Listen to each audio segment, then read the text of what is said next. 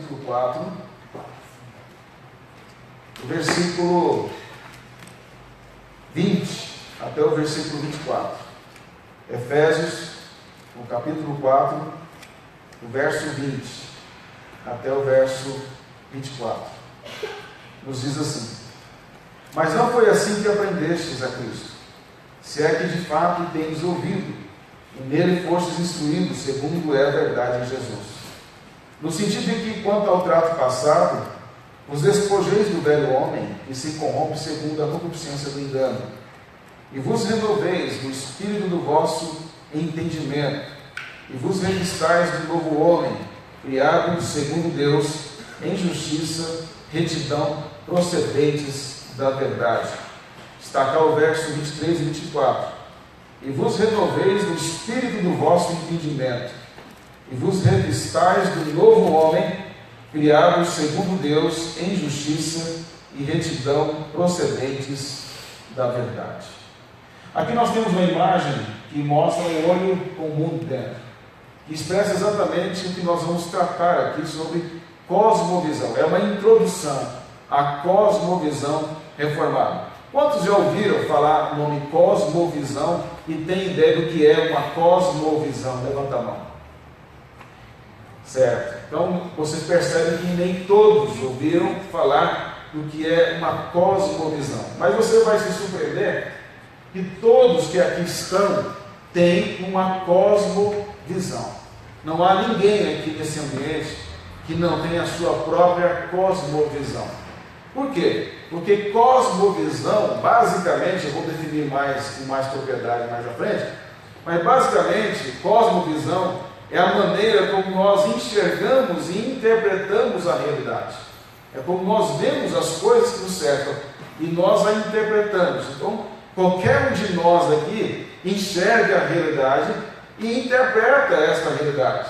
Quando você, no dia a dia, lê um jornal, um noticiário, a revista, culto, tudo no seu dia a dia, você, ao ter contato com essas realidades, você forma a partir desse contato uma interpretação dessas coisas. E a questão não é se você tem ou não tem a cosmovisão, mas qual é a estrutura que você utiliza para interpretar a realidade. Se cada um de nós tem uma própria cosmovisão, então qual que é o método que nós utilizamos no dia a dia para interpretar as coisas que nos cercam? E mais, se a realidade que nos cerca é variável, ou seja, o tempo todo está mudando diante dos nossos olhos, será que existe um instrumento infalível de interpretação em meio a tantas interpretações da realidade em que nós convivemos, tanto na igreja como fora da igreja? E você vai perceber que nesse início ele é meio filosófico, mas é necessário conceituar e definir. É o capítulo 1, a gente vai definir o que é cosmovisão e a sua aplicação para a nossa vida. Para depois, então, eu vou mostrar a você as várias cosmovisões em conflito com a cosmovisão cristã ou reformada. E aí, por último, nós vamos trabalhar a cosmovisão reformada à luz da palavra de Deus. Então, nesse primeiro momento, eu gostaria de pedir a sua paciência para a gente construir o pensamento acerca do que é cosmovisão. Eu não estou ainda falando de cosmovisão, especificamente a cosmovisão reformada. Eu estou falando só o que é cosmovisão, independentemente de qualquer que seja. E estou colocando aqui algumas indagações para nós pensarmos, já refletirmos sobre essa questão de que a cosmovisão faz parte da nossa realidade.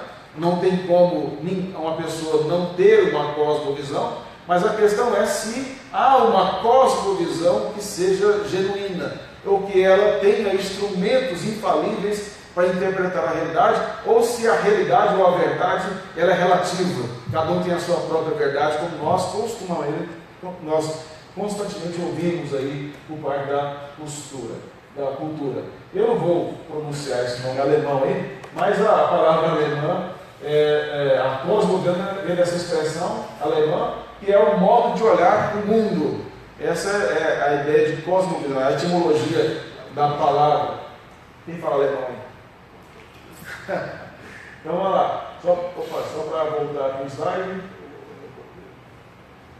Cosmovisão é a soma total de suas crenças sobre o mundo e o conjunto de tudo que dirige as suas decisões e vida diária. Então a cosmovisão é aquilo que move você no dia a dia. É como se fosse o seu olho ao olhar o mundo, é o conjunto das suas crenças, é aquilo que você tem no seu coração como convicções, é o conjunto de coisas que dirige a sua vida. Ou seja, cosmovisão é aquilo que move a sua vida, é aquilo que dá sentido à sua existência, o que revela o sentido da sua vida. Você vai ver então que cosmovisão é algo muito mais profundo, é o que leva as pessoas a tomar decisões, a ter as suas próprias escolhas formadas por aquilo que está na sua mente e no seu coração. Então, basicamente, a cosmovisão é formada por crenças sobre o mundo e o conjunto de decisões da vida diária. E aí existem algumas questões, por exemplo, cosmovisões primárias e cosmovisões secundárias. Cosmovisão primária são aquelas mais importantes, a sua visão de quem Deus é, se Deus existe ou não existe, o seu sentido de vida, o que vai acontecer conosco após a nossa morte, deixamos de existir como os ateus defendem, viram a poeira cósmica, ou nós vamos continuar a existência a partir desta existência, a continuidade, a sua visão acerca da Bíblia, existe um livro que realmente possa ser determinante para formar os nossos pressupostos, ou os nossos pressupostos acerca da existência podem ser formados a partir de nós mesmos. São questões primárias que determinam a nossa vida, e nós, como cremos nas Escrituras, negar certas coisas dessas aí determina o sentido e o destino eterno nosso. Então são coisas primárias, fundamentais. Mas existem questões secundárias também, que tem a ver mais com os costumes, com a cultura de cada pessoa, dentro da sua região, da sua formação, que não afeta diretamente o seu sentido de vida. Vamos trabalhar isso mais em detalhe, ter uma visão mais geral disso aí. E dentro da cosmovisão, nós temos os pressupostos. O que são os pressupostos? São os nossos conceitos acerca da realidade, aquilo que nós temos previamente sobre alguma coisa. Por exemplo, agora você está me ouvindo, você tem alguns pressupostos a meu respeito. Você pode ter pressupostos que sejam bons aos meus ouvidos, e podem ser pressupostos ruins a meu respeito. E eles podem ser verdadeiros a meu respeito e podem ser falsos a meu respeito. Você tem pressupostos agora sobre esta aula e a importância desse módulo para a sua vida. Você pode achar que seja importante, ou também você pode achar que não tem valor algum, e o que eu vou dizer aqui não é tão importante quanto eu estou dizendo que é. Então todos nós partimos de pressupostos acerca das coisas, que podem ser pressupostos corretos ou pressupostos incorretos. Ou seja, todo homem tem pressupostos sobre Deus, sobre a imortalidade deste final, sobre Bíblia, sobre Jesus, sobre a alma. Todos os homens têm algum pressuposto acerca dessas questões principais e importantes que aqui coloquei, algum pensamento acerca disso. Você vai perceber que quando nós tratarmos sobre islamismo, socialismo, feminismo, ateísmo, que são as 4 principais cosmovisões que têm afetado diretamente a cultura e têm nos pressionado como cristãos, você vai perceber que eles vão trabalhar bastante sobre esses temas que eu aqui coloquei: Deus, destino final, Bíblia, Jesus, alma e assim por diante, que são questões fundamentais, e cada um tem os seus próprios pressupostos que formam a sua cosmovisão e que determinam ou que influencia a cultura, a coletividade, e que pode moldar pensamentos a partir dessas convicções.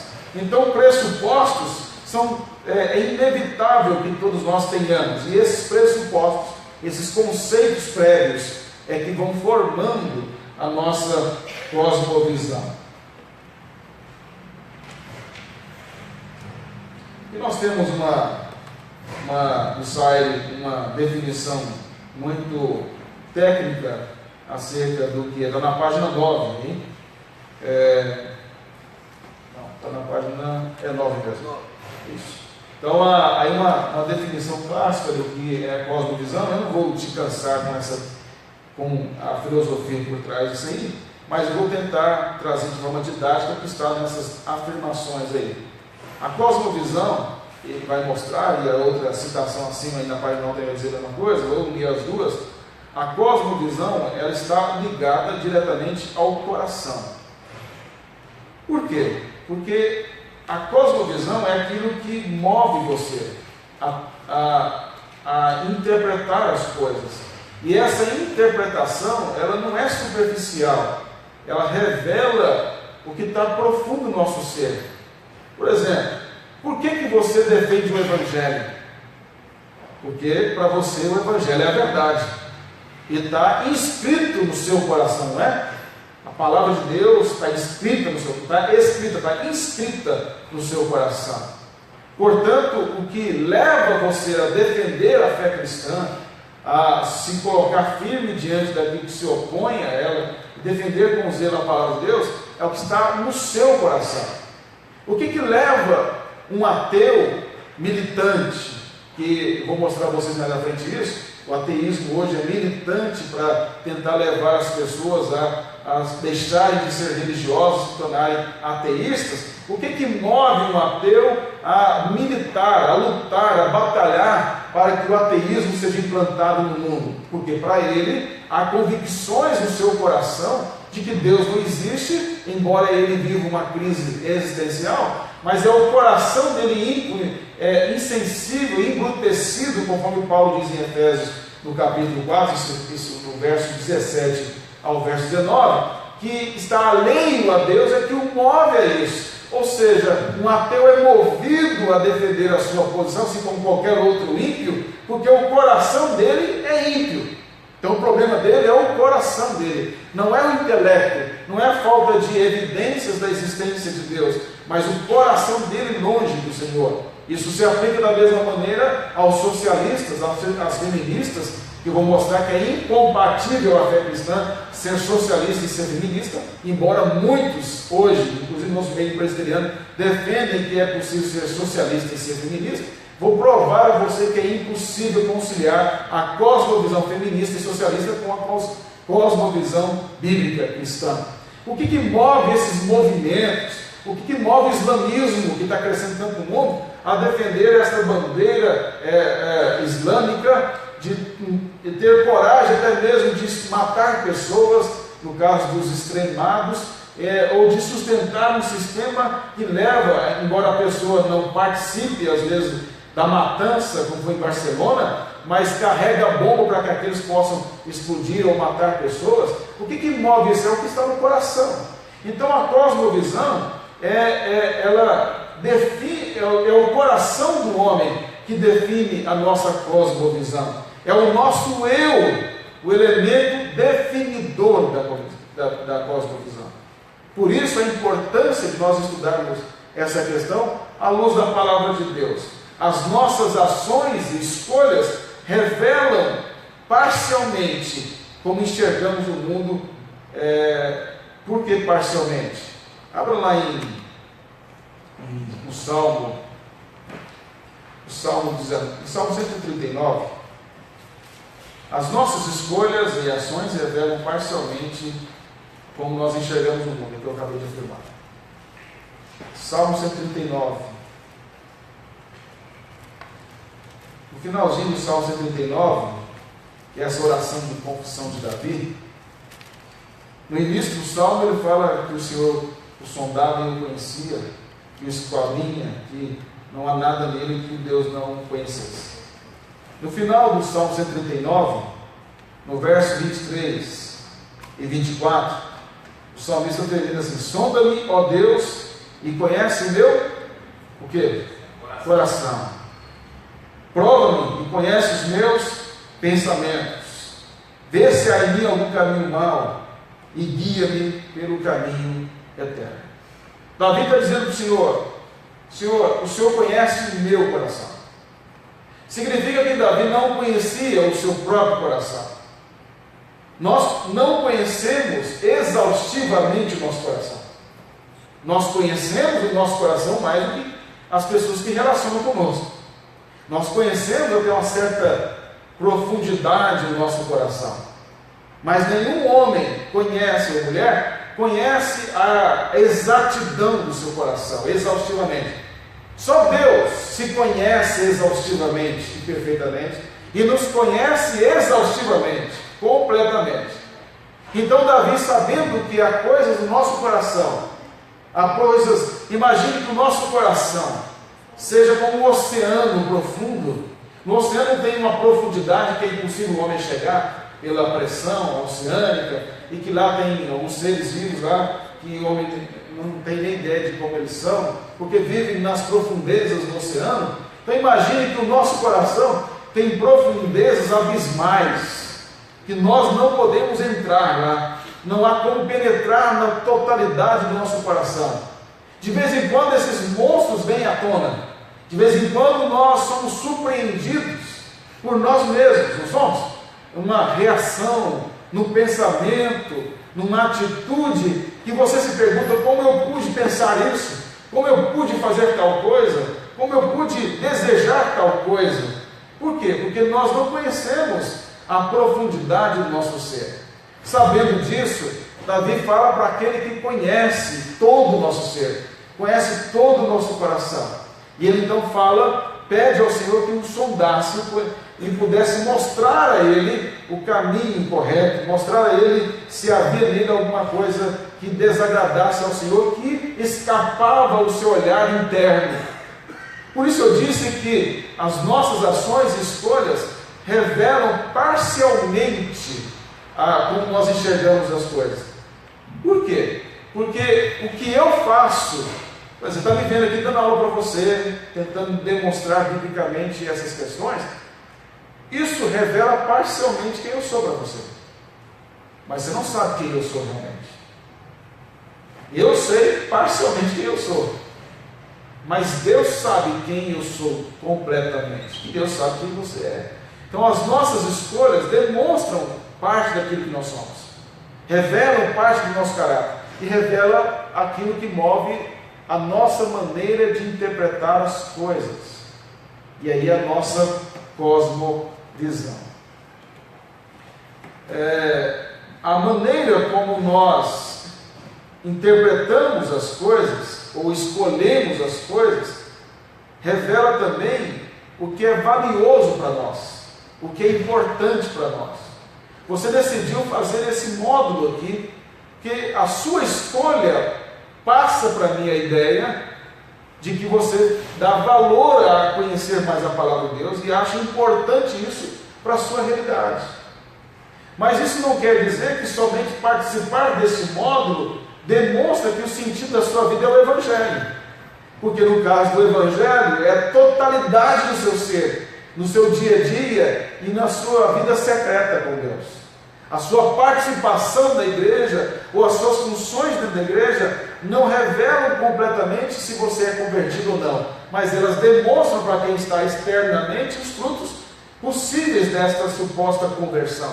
Então o que eu quero dizer para você é que a cosmovisão não está contida nas nossas escolhas, mas elas conduzem as nossas escolhas, porque a cosmovisão é o que está no seu coração. Se eu conseguir ser claro. Para sair aí nessa afirmação aí, está na página 9, ele vai mostrar que a cosmovisão é um compromisso, ou seja, está relacionado àquilo que compromete a sua vida. Ele vai dizer que a cosmovisão é uma orientação fundamental para o coração, ou seja, a cosmovisão nossa é aquilo que orienta o nosso coração, que faz parte da nossa coração. Isso pode ser consciente, ou seja, entender que isso é uma realidade para mim, de que trazer para a nossa realidade cristã, eu ter consciência de que o Evangelho governa as minhas ações, os meus pensamentos, a minha interpretação, mas também existem coisas da minha cosmovisão que são inconscientes, que mesmo conhecendo o Evangelho, às vezes eu tenho atitudes que eu adquiri como formação da minha cosmovisão a partir da minha família, a partir de experiências não tratadas, a partir da influência da cultura e da sociedade, que de vez em quando essas coisas elas atrapalham a minha interpretação da realidade e se misturam com o Evangelho. Se estou conseguindo ser claro aqui na minha fala. Eu quero dizer que a nossa cosmovisão cristã, ela não é formada apenas, deveria ser, mas ela não é formada apenas pelo Evangelho. Ela é formada pelo velho homem também. No capítulo, lá em Efésios 4, vamos voltar lá no texto? Estou adiantando algumas coisas aqui, numa visão geral. Efésios 4, nós lemos no início, verso 23. Paulo diz, Efésios 4, 23: e vos renoveis no espírito do vosso. Onde que acontece a renovação? No meu entendimento. E esse entendimento renovado pelo Evangelho, que vai mover a minha cosmovisão da realidade. E isso é um processo para a vida toda, até que Cristo venha, ou que a gente venha a morrer e estar na presença do Senhor, até a glorificação. Porque ele fala, e vos revistais do novo homem. O novo homem em Cristo é criado segundo Deus, em justiça, retidão, procedendo da verdade.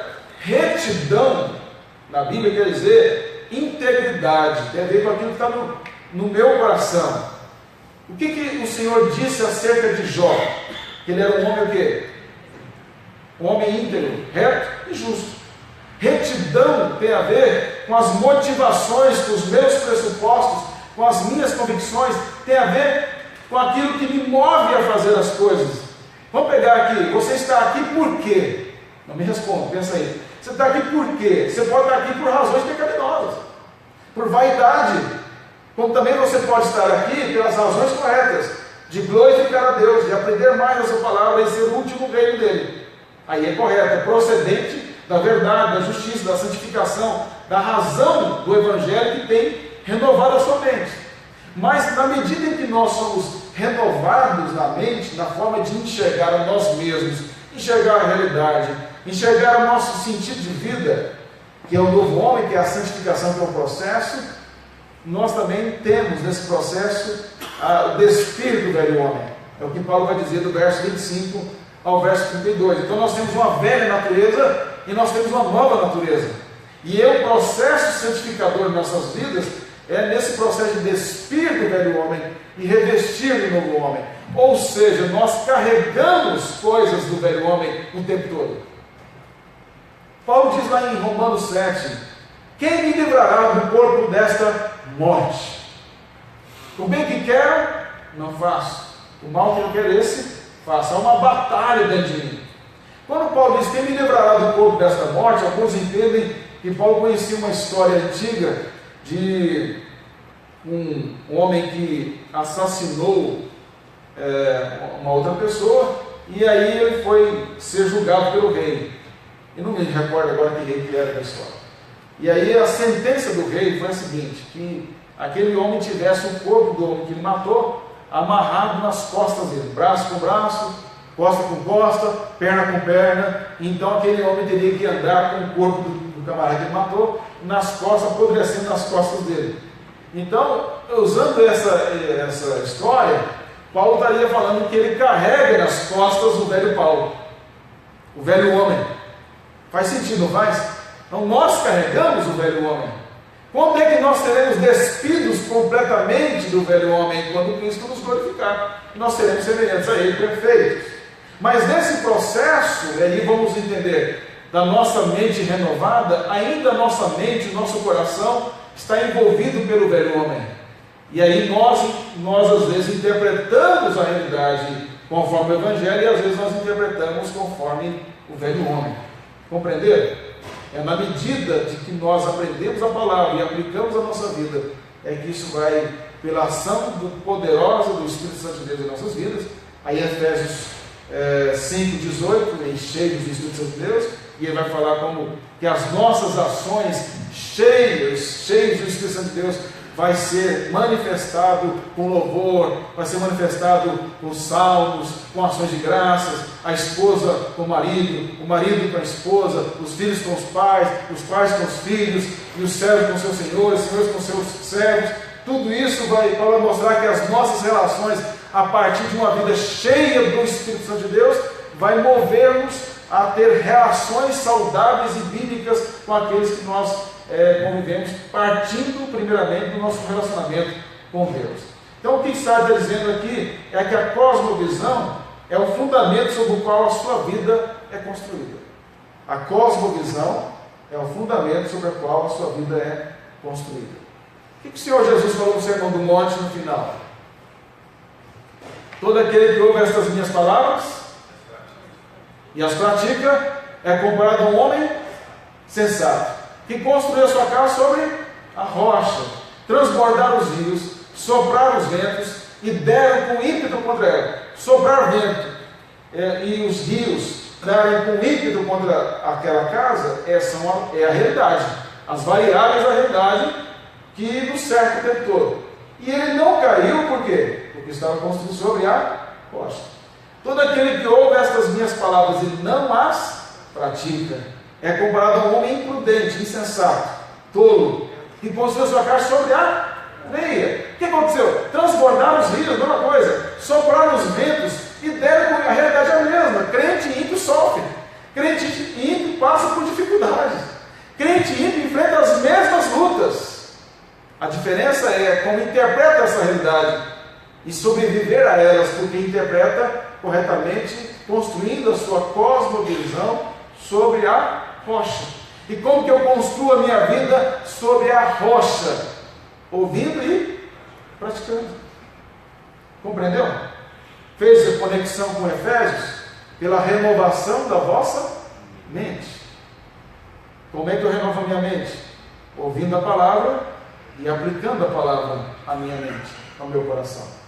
É assim que o cristão forma a sua cosmovisão. Como Sain diz, é o fundamento sobre o qual a sua vida é construída. Logo, diante disso, a cosmovisão do indivíduo pode ter pressupostos corretos ou pressupostos incorretos da realidade. E isso só será revelado por meio da Escritura. Pensa comigo o seguinte: qual foi a primeira imagem que eu coloquei ali no início da aula? O olho, né? Com o globo. Mas eu poderia colocar também um óculos vendo o mundo. Assim, a cosmovisão poderia ser os óculos pela qual, a lente pelas quais nós enxergamos a realidade. Então imagine a seguinte coisa: algo que esteja em movimento, representando a realidade, e você pega um óculos que está em movimento também para enxergar essa realidade em movimento. O óculos está em movimento, e a realidade que você quer ver, ou que você quer observar, também está em movimento. Seria possível você enxergar corretamente algo em movimento com instrumento em movimento? Obviamente que não. Você poderia ver alguma coisa, ficar procurando, tentando enxergar e tal. Então, se a realidade está em movimento, você precisa de um instrumento que não esteja em movimento para poder enxergar. Como que vamos imaginar que você tenha problema na visão e precisa de óculos mesmo para enxergar bem as coisas. O que você faz? Você quer enxergar bem, você põe o óculos, fica parado, observando essa realidade, correto? Você não vai ficar com o óculos movimentando, você vai querer fixar o seu olhar através do óculos para enxergar essa realidade. Os ímpios utilizam um instrumento em movimento para interpretar uma realidade em movimento. Qual é o instrumento em movimento que eles utilizam? O coração, primeiramente deles, que é instável, movido pelas suas próprias paixões, alheios a Deus, insensíveis a Deus, às suas consciências. A sociedade que constantemente muda os seus padrões éticos e morais. A cultura que caminha conforme esses padrões éticos e morais de uma sociedade influenciada e construída pela maioria de pessoas que influenciam são os ímpios, e o ímpio tenta interpretar essa realidade em movimento a partir da cultura da sociedade e do seu coração. Quer ver um exemplo? Bíblico, Efésios 2. Efésios 2. Vou só citar aqui, você acompanha o texto. Efésios 2, do verso 1 até o verso 3, Paulo diz assim: nós estávamos mortos em nossos delitos e pecados. Todos nós crentes, antes da graça nos alcançar, estávamos mortos. E esse estado de morte espiritual, Paulo vai dizer que nós andávamos conforme o curso desse mundo, conforme o diabo e conforme a nossa natureza caída. Era assim que nós éramos antes. É assim que todo ímpio é. Ele anda conforme o mundo, ante Deus, ele anda conforme o diabo e ele anda conforme o seu próprio coração. E é por natureza filho da desobediência. Ele é filho da ira. Os ímpios estão debaixo da ira de Deus. Em Romanos 1, Paulo diz a partir do verso 18 que Deus nos entregou às suas próprias paixões. Sabe como é que Deus manifesta a sua ira? Entregando-os à sua própria destruição pecaminosa. Então o ímpio utiliza o mundo, o diabo, mesmo que ele não creia no sobrenatural como o ateu, mas ele é movido pelo diabo, e é movido pelo seu coração rebelde a Deus, e é esse o instrumento que ele interpreta a realidade. Por isso os seus conceitos de ética e moral mudam o tempo todo, porque não há um padrão absoluto para isso. Agora, o crente, o que ele faz? Ele pega a escritura, que é o óculos dele, põe bem colocado no rosto, e ele vai ver através desse óculos imutável, que não muda, perfeito. Ele vai fazer o que? Ele vai interpretar esta realidade que muda. Aí ele vai entender por que muda.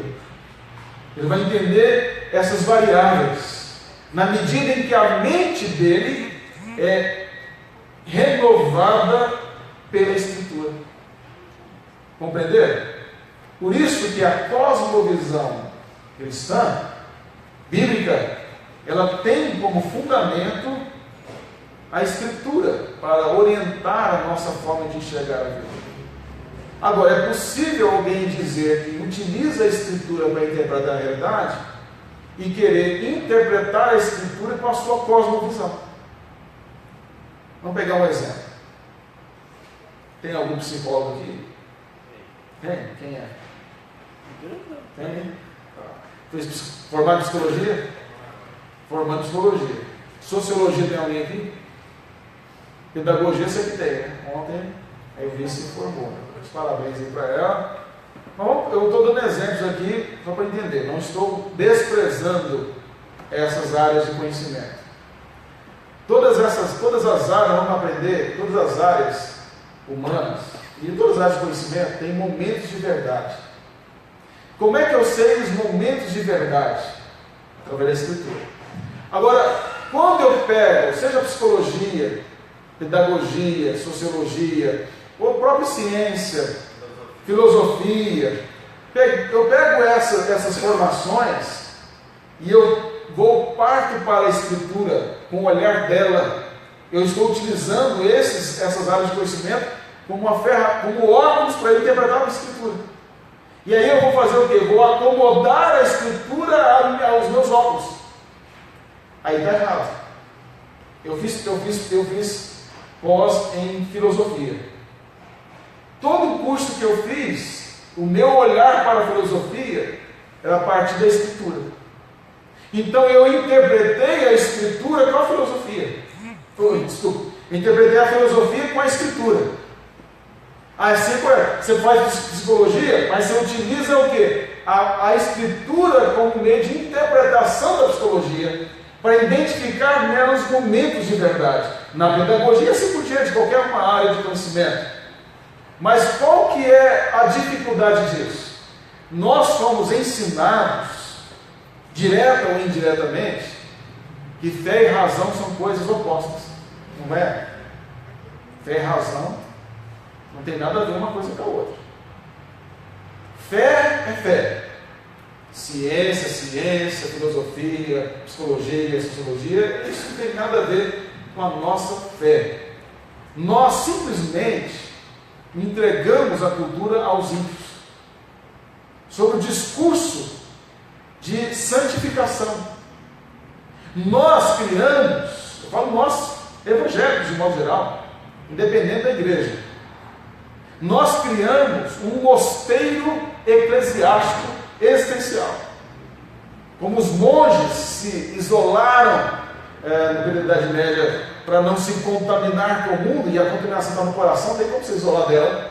É o velho homem que você carrega nas costas, mas se isolaram, e alguns sinceramente se isolaram nos mosteiros, e até conseguiram se santificar de certo modo, mas com o tempo se mostrou ineficaz para a santificação, e muitas coisas terríveis ocorreram nos mosteiros da Idade Média, por causa da corrupção do coração do homem. Nós criamos um mosteiro eclesiástico. Então aqui nós não tratamos, estou falando aqui da igreja, estou falando de modo, nós não tratamos daquilo que é, entre aspas, secular. Nós não temos coragem, na maioria dos evangélicos, não tem coragem de interpretar o que a cultura está propondo, o que as universidades estão fazendo. Tanto é que hoje o maior discurso é que o país é laico. O que é um país laico? Não é governado por uma religião. Mas país laico não é que você não possa expressar a sua religião. Você pode expressar a sua religião, a sua opinião. Agora, no país não pode ter uma religião que governa tudo. Mas criou-se a ideia de que na universidade não se pode falar de uma cosmovisão cristã. Como no passado nós tivemos grandes pensadores, por exemplo, Isaac Newton, por exemplo, C.S. Lewis, que escreveu o Crônicas de Nárnia e outros livros, que até hoje na Inglaterra, para quem estuda literatura lá, tem que ler C.S. Lewis, que era ateu, e Deus o alcançou e o transformou, e tantos outros que Deus utilizou para influenciar a academia, academias, universidades como Harvard, Princeton e outras, que foram cristãos na sua formação, e hoje estão secularizadas. Por quê? Porque os crentes entregaram a razão para os ímpios, tornando a fé uma coisa completamente mística, e não algo que é, lógico, tem um aspecto espiritual, que é o coração, renovado, a mente renovada pelo Evangelho, mas a discussão sobre as coisas e a opinião formada deve ser com a visão cristã. E aí, nós como igreja, e eu creio que seja a realidade, talvez seja a sua, eu falo da minha igreja, e a gente observa a realidade da maioria, é que nós pedimos à igreja para orar, para que Deus levante, no caso do presbiterianismo, a igreja batista, a assembleia, que tem seminários aí, oramos para que Deus levante jovens para irem para o seminário, não é? Vamos orar para que Deus chame jovens para serem pastores. Tem alguma coisa errada nisso? Nenhum. Mas por que nós não oramos para Deus chamar jovens vocacionados para serem filósofos cristãos, para serem psicólogos cristãos? Quando eu falo psicólogo cristão ou filósofo, não é o camarada ser um filósofo que é crente, ou um psicólogo que é crente. Vou dar um exemplo. Uma jovem na minha igreja, em aconselhamento, falou para mim: eu estou com dúvida quanto à minha vocação. E ela foi explicando sobre, eu tenho desejo, tenho pensado em fazer psicologia. E ela está fazendo agora. Porque eu tenho passado por essas situações da família, e tal. E eu percebi que, de fato, Deus estava trabalhando ela através das circunstâncias para ter essa sensibilidade com as mazelas do próximo. Eu disse: então, por que você não pensa em fazer psicologia? Depois faz um mestrado, faz um doutorado e influencia a psicologia com a visão cristã. Isso vai glorificar a Deus. Entendeu a diferença? Não é você ser crente, eu sou crente, vai no psicólogo crente, no filósofo crente. Não é só ser crente, é se ele interpreta essas áreas de conhecimento com a visão cristã. Porque se não for através da Escritura, não adianta nada. Ele vai apenas utilizar as ferramentas que ele adquiriu na pedagogia, na sociologia, na psicologia, na filosofia e assim por diante, como o ímpio utiliza, e não terá as ferramentas que a Bíblia dá para isso. Nós consideramos na prática a Escritura como um livro fora da realidade, na prática. E quando nós estudamos a cosmovisão cristã, nós aprendemos que a Escritura abrange toda a realidade.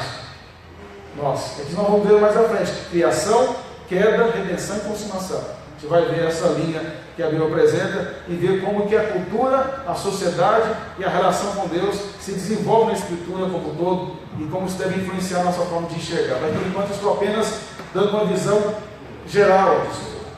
Agora, continuando na página 10. Na página 10, eu vou falar de crenças fundamentais e crenças secundárias. Lembra que eu falei que a cosmovisão é um conjunto de crenças? A gente viu isso? Agora existem crenças fundamentais e crenças secundárias. Por exemplo, as crenças fundamentais são aquelas que envolvem o sentido da vida, a moral e a ética. Isso é fundamental. O que você pensa sobre o sentido da vida, sobre a moral e sobre a ética?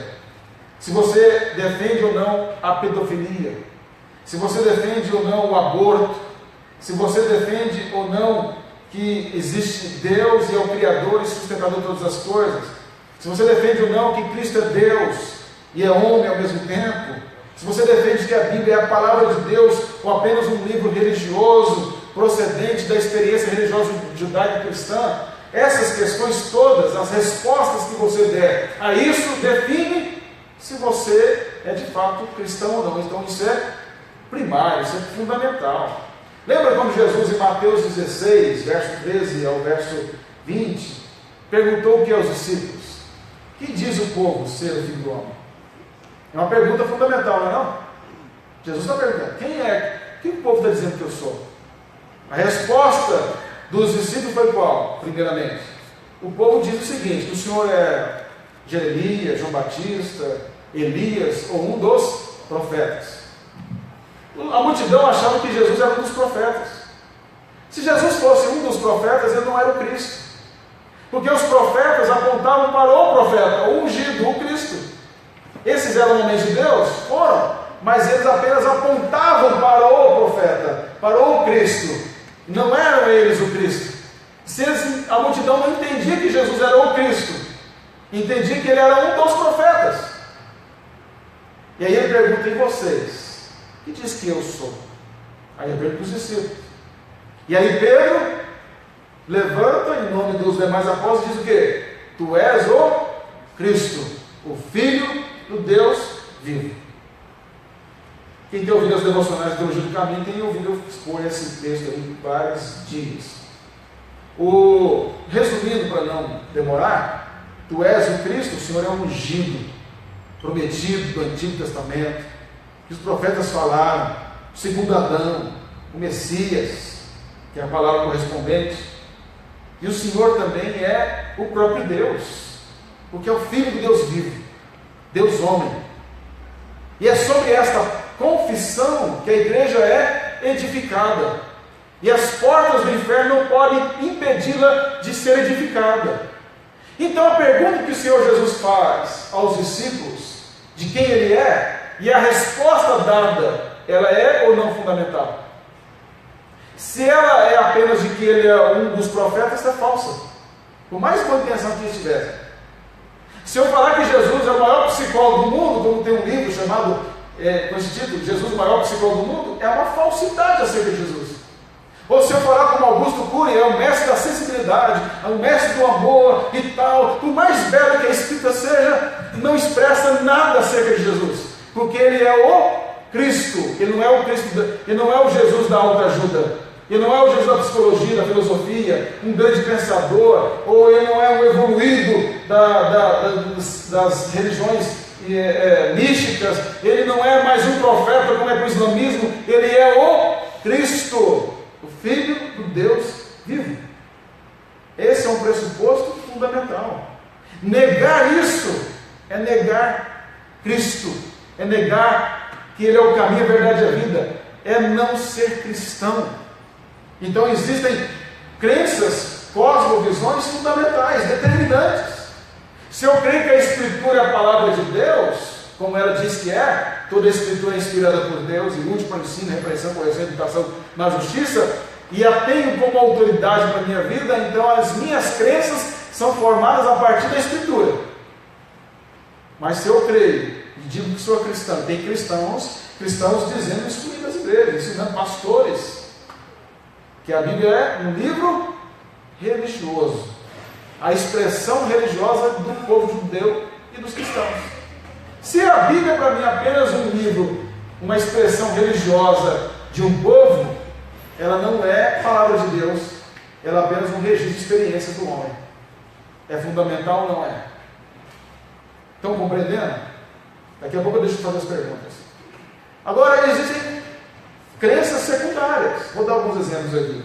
Que não tem, assim, sabe, não tem importância pensar desse jeito. No Camboja, por exemplo, os garçons não aceitam gorjetas se alguém oferecer a eles. Então, se você está lá no Camboja e você quer oferecer gorjeta como é feito no Brasil, para eles é uma ofensa fazer isso. Aqui não, aqui é uma ofensa não oferecer. Mas lá é uma ofensa oferecer. Eu não estou passando os slides, né? Mas no Camboja é assim. Agora, isso é importante?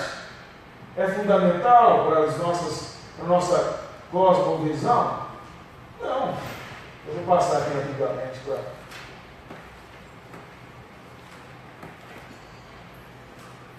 Eu já passei. Então, lá no Camboja não pode dar isso.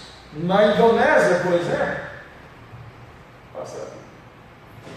Na Indonésia, é grosseiro você usar o dedo indicador para apontar para uma coisa. Para eles, o correto é utilizar o dedão. Veja, é uma questão de cultura, mas isso é fundamental? Não tem importância nenhuma, isso não tem. Hã? É o que para nós. Daí é com o dedão que você indica alguma coisa. Já, deixa eu ver se eu posso aqui passar. Do Egito que é bom, né? Aí, ó. Do Egito, né? É essa aí, né? Fazer isso aqui. Vamos passar aqui.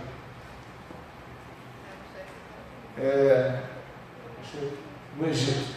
Então, no Egito, se você pedir sal para colocar e temperar mais o alimento servido, é visto como uma ofensa. Você temperar o alimento com sal, como aqui é normal. Mas isso é uma questão cultural, não tem valor algum em termos de fundamento para a cosmovisão. Só dei alguns exemplos. Aqui esse aqui é engraçado, né? Esse é bom. Na China, para o homem ser, algumas partes da China, não é toda a China. Em algumas partes da China, para o homem ser considerado um bom marido, ele tem que passear sobre as brasas incandescentes com a noiva nos ombros. Imagina? Então ele põe isso. Eu imaginei isso, pastor. Camarada meio fraquinho não vai conseguir, né? Mas eu acho que a dor vai motivá-lo a passar também. Então, para demonstrar um carinho, um amor, ele vai fazer isso.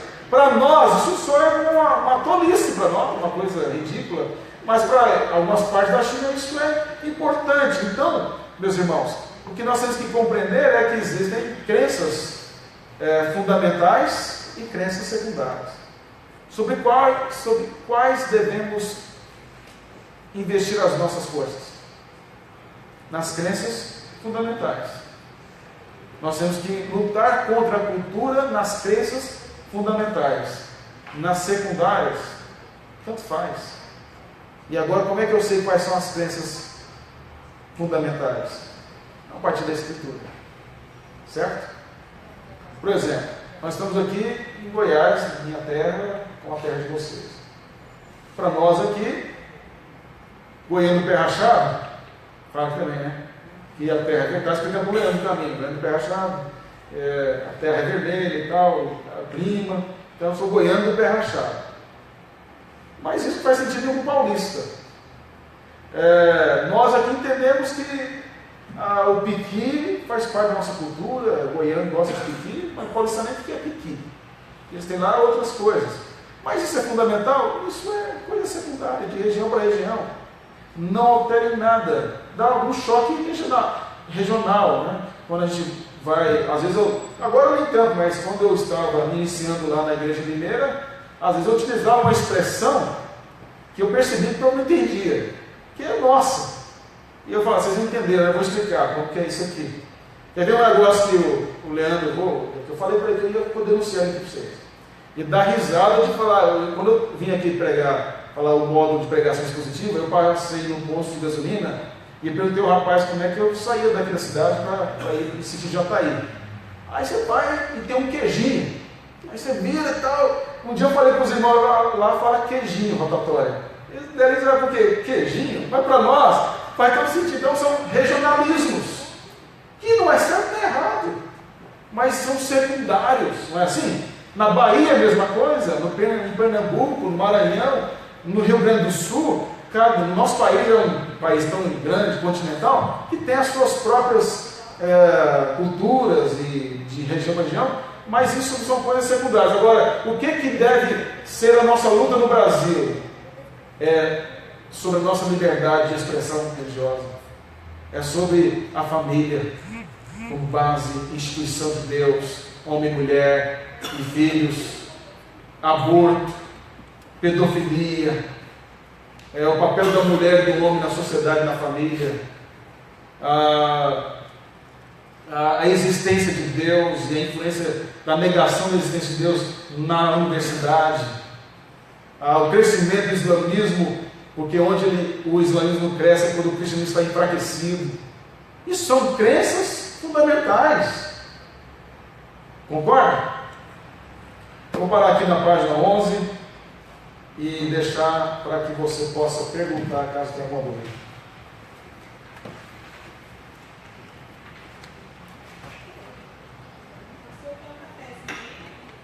Oi? Não, eu estou dando um tempinho para ver se tem alguém que tem dúvida do tudo que eu falei. E a gente... Pastor, sim.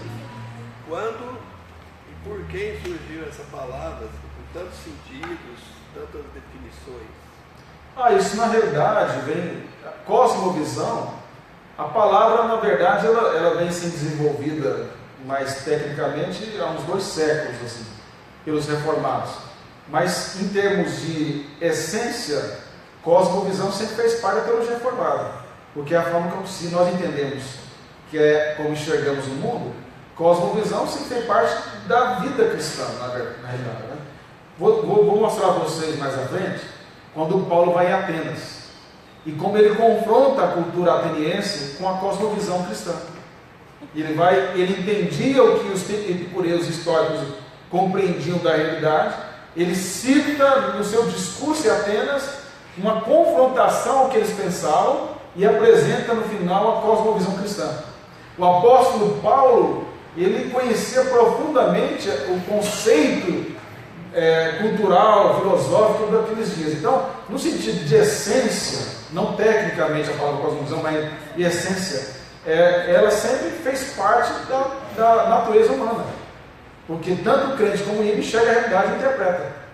Compreendeu? Agora, a Escritura dá normas e diretrizes para nós interpretarmos a realidade.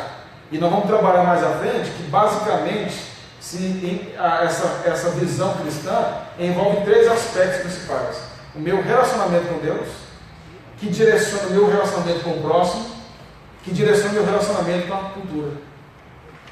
Essas 3 coisas abrangem toda a vida cristã: meu relacionamento com Deus, com o próximo, que forma a sociedade, e com a cultura. Nós vamos entender que quando Jesus fala que nós temos que ser o que no mundo? Sal e luz. Não é só ir pregando o evangelho para as pessoas. Vou deixar para vocês pensarem, tá? Eu vou só fazer algumas provocações, para no curso a gente vai tentar responder. O apóstolo Paulo, quando escreveu a carta aos Romanos, ele não conhecia a igreja em Roma. Ele diz, que não conhecia aquela igreja. E ele escreveu para crentes, correto? E ele diz que tinha o desejo de compartilhar com eles o Evangelho. Mas eram crentes que conheciam o Evangelho, mas ele queria compartilhar o Evangelho. O que é isso? Paulo estava dizendo a eles que tinha vontade, como ele mesmo faz na carta, de mostrar a eles a visão de realidade do Evangelho, aprofundando a visão deles do todo, interpretando tudo, porque ele vai falar do Estado, ele fala da relação com o próximo, na carta aos Romanos, não fala só de doutrinas, mas fala da aplicação dela na vida diária do homem. Então, quando ele fala aqui o que eu estou tentando fazer com vocês é compartilhar o Evangelho. Nós estamos utilizando o Evangelho para formar a nossa cosmovisão e aprofundar nisso. Compreenderam? Certo? Cadê meu auxiliar aqui? Leandro Freitas. Tem alguém mais que gostaria de perguntar? Pastor, qual é o nome do irmão? Psicólogo? Eliezer. Então fala, Eliezer. Na página 11, quando a gente fala do mito da personalidade, Sim. é a famosa visão empirista do John Locke. Né? Isso. Baseado nos preceitos que a gente está vendo hoje, pode-se dizer que aqui, quando ele afirma que o homem, a mente humana, é a tabula rasa, que ao crescer ela vai ser construída, pode-se dizer que aqui foi o início praticamente da famosa teoria bíblica? Foram os nós vamos tratar daqui depois do intervalo, mas adiantando um pouquinho, foram os ateus ingleses que mais desenvolveram essa questão empirista, de que o homem é uma tábua rasa, que ao ter contato com a realidade, ele é marcado por essa realidade e formado. O homem é produto do meio. Nós ouvimos constantemente que o homem é produto do meio, que vai fomentar e estruturar a cosmovisão socialista da realidade. Então, é a favela que é o problema, é a falta de oportunidade. Não estou dizendo que isso não causa dificuldade, não trabalha mais na prática, mas não trabalha a ideia de que é o coração do homem que é o problema. É o coração do homem, é a favela do coração, não a favela em si. É a desonestidade do coração humano. Então, essas visões ateístas que influenciam, John Locke desenvolve isso, aí tem outras questões mais filosóficas, como vai unir lá com Descartes, que vai trabalhar aqui as questões inatas no homem, e aí vai unir tanto a visão dos filósofos mais céticos ingleses com a visão de Descartes, mas a ideia de que a visão cristã é de que o homem inatamente é corrupto, né? E que a realidade potencializa, ou dá oportunidades a esse maior desenvolvimento. Mas a visão ímpia, o ateísta, é de que o homem é fruto do meio. E principalmente o socialismo vai defender essa visão. Então o problema é a realidade, não que a realidade não tenha poder sobre essa visão, essa formação nossa, mas ela não é determinante. Não sei se eu consegui dar uma prévia, mas depois do intervalo eu vou tentar responder com mais propriedade, com base aqui, pode ser? A gente trabalhar essa. Pastor? Mochila cita Piaget, né? Piaget, exatamente.